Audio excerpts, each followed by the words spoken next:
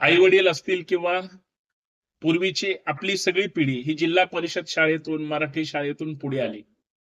ती लहानाची मोठी झाली, यशस्वी झाली, आयुष्य चांगलं त्या ठिकाणी जगतायत.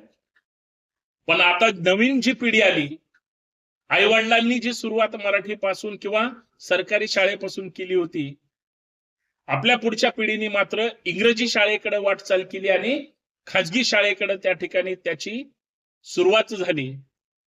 तुमचे चटके तुम्हाला माहिती आहेत. आत्ताच्या पिढीला काय माहितीये हा एक संशोधनाचा विषय.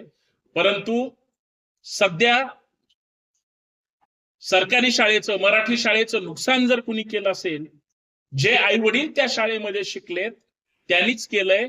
कारण त्यांची मुलं ज्यावेळेस शाळेत जायला लागली त्यावेळेस त्यांनी मराठी शाळांवर अन्याय केला, तिकडे मुलांना पाठवलं नाही, खाजगी शाळेकडे वळवली आणि तिथंच नुकसान झालं.